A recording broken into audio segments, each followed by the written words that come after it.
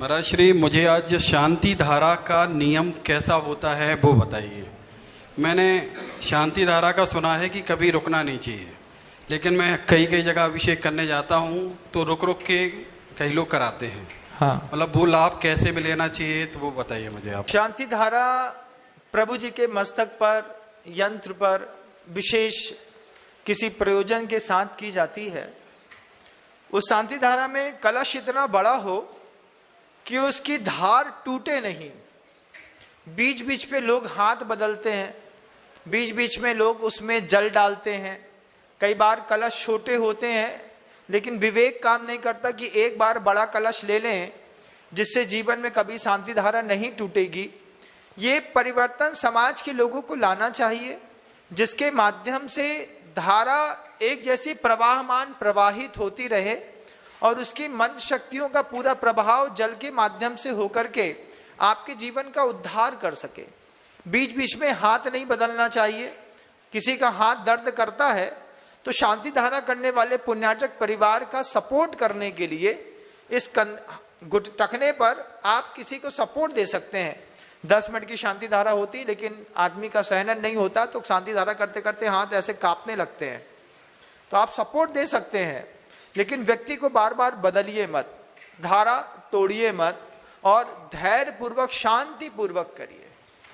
शांति धारा अपने जीवन के बदलाव का एक बहुत बड़ा उपक्रम है, आचार्यों के द्वारा कहा गया, जिसका साधन उपयोग करके निश्चय सुख और अभ्युदय सुख, मतलब सांसारिक सुख और मोक्ष सुख दोनों की प्राप्ति में वो धारा निमित्त बनती है।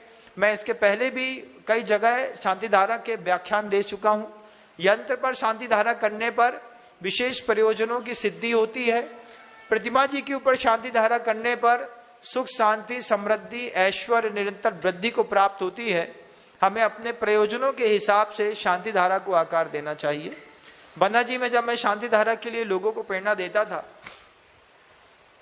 सिमरा खुर्द करके बन्ना जी से 50 किलोमीटर दूर में गांव है, वहां पर 2 ऐसे पवित्रतम यंत्र हैं जिस पर शांति धारा करने पर खोई हुई वस्तुएं वापस मिलती हैं और इसका प्रभाव पूरी दुनिया के लोगों ने देखा है। पूर्णिमा के दिन उन्हीं यंत्रों में बन्ना जी के आश्रयकारी श्री अजित नाथ जी भगवान जी के चरणों में स्थापित करके जब शांति धारा कराई जाती है, पूरे देश के लोगों को लाभ मिलता है। ये बात किसी से छिपी नहीं है। हमको बड़ी भक्ति के साथ शांति धारा का प्रयोग करके अपने जीवन में सुख और समृद्धि निरंतर स्थापित करनी चाहिए। ऐसा ही शांति धारा का महत्व है।